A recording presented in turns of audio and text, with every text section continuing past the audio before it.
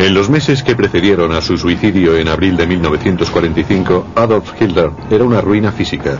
Este era el aspecto que presentaba el envejecido dirigente nazi de 56 años tras su derrota militar.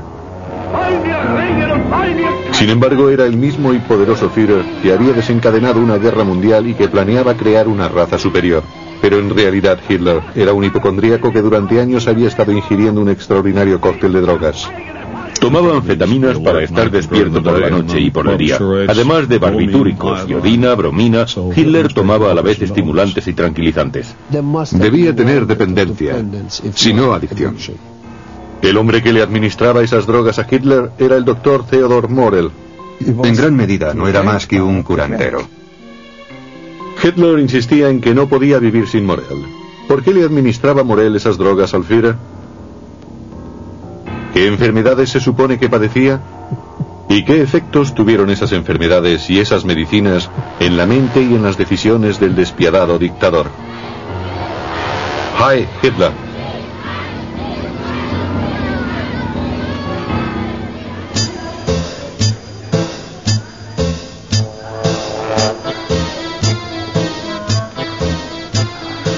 El doctor Morell se convirtió en el médico personal de Hitler en 1936. A lo largo de los años le administró más de 60 drogas diferentes, algunas diariamente. No siempre estuvo claro cuál era su cometido, pero muchos opinan que su consumo pudo haber influido decisivamente en Hitler. Tomaba toda clase de medicamentos. Se convirtió en un adicto a las medicinas. Las prácticas poco convencionales del Dr. Morell le hicieron merecedor de un dudoso sobrenombre entre la élite nazi. El mariscal del Reich, Hermann Göring, le puso el mote de Reichsspritzenmeister. Spritzer significa inyección, lo que quiere decir maestro de inyecciones del Reich. Pero algunos de los tratamientos de Morell eran muy extraños. Era muy atrevido. Empleaba tratamientos poco comunes y eso le agradaba a Hitler. Morell utilizaba para sus drogas heces de campesinos búlgaros y testículos de toro troceados. Trataba a Hitler con medicinas muy poco convencionales.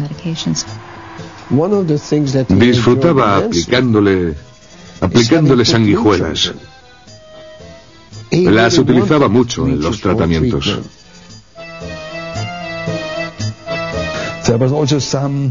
Siempre había algún secreto que rodeaba a los tratamientos del doctor Morell. En gran medida no era más que un curandero.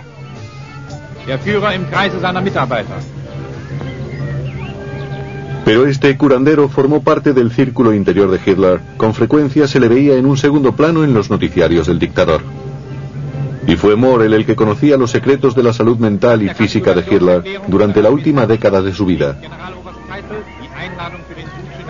El doctor y su mujer eran visitantes habituales de Obersalzburg, el refugio de montaña de Hitler al sur de Alemania.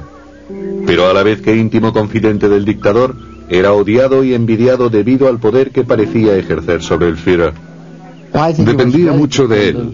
Morell viajaba con él. Pasaban juntos las 24 horas del día. Dependía totalmente de Morell. Y le agradaba a Morell. Era como su Rasputín, una especie de Rasputín. Estos dos hombres mantenían unos vínculos muy profundos. Se habían convertido en una unidad funcional, depravada pero muy funcional. No creo que en aquel tiempo hubieran podido pasar el uno sin el otro.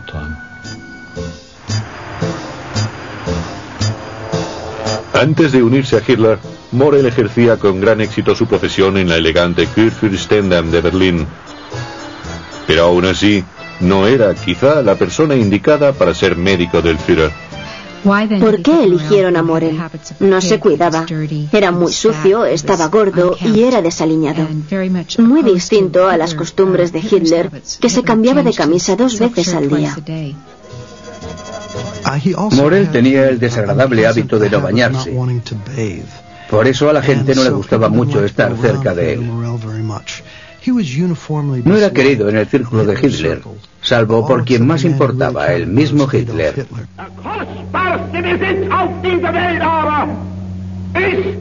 Cuando Hitler conoció a Morell, el Führer estaba en su apogeo. Este era el Hitler que aparecía ante los alemanes en los años 30. Pocos sabían que era un hipocondríaco que sufría diversas enfermedades, a veces bastante embarazosas.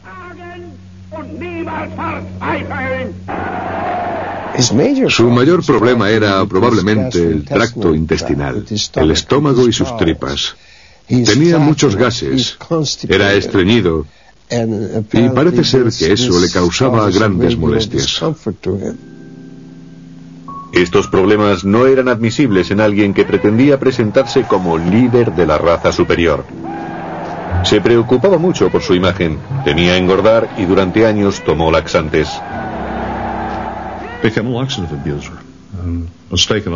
Abusó de los laxantes con la falsa idea de que le ayudarían a no engordar. No lo consiguió, pero eso era lo que buscaba en ellos. Empezó a tomarlos en las campañas políticas de 1928. Formaron parte de su vida. Morell culpó a la dieta vegetariana de Hitler de sus problemas estomacales. Contra los gases le daba las llamadas píldoras del Dr. Köster.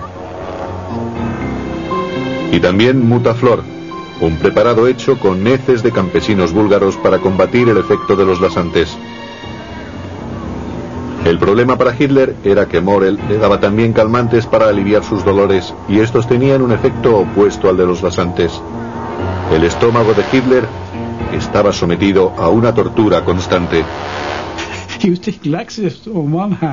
Por un lado, tomaba laxantes para evacuar el estómago, y por otro tomaba calmantes que le estreñían. Creo que su estómago no sabía qué es lo que tenía que hacer. Me imagino que era una situación muy desagradable. No me extraña que tuviera gases.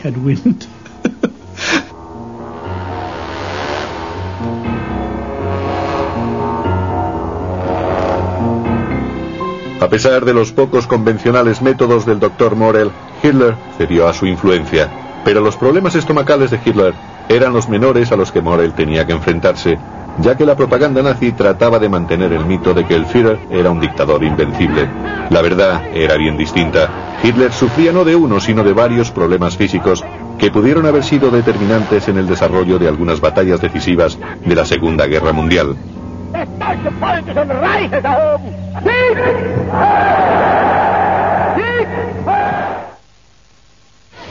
Breslau, die 7. Sommerkampfspiele der Hitlerjugend, Gymnastikvorführungen der Mädel.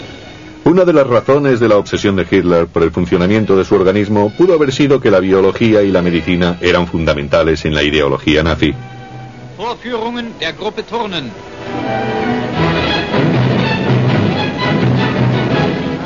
Estas eran las Juventudes Hitlerianas, la organización que reeducaría a los jóvenes alemanes siguiendo los ideales del Partido Nacional Socialista, que pretendía crear una nueva especie de ser humano partiendo de la pureza racial y la buena salud. La Alemania nazi se basaba en un racismo biológico. Al principio comenzaron hablando de la deficiencia mental y física. De ahí surgió realmente el primer programa de eutanasia, que tuvo como continuación los campos de concentración y las cámaras de gas.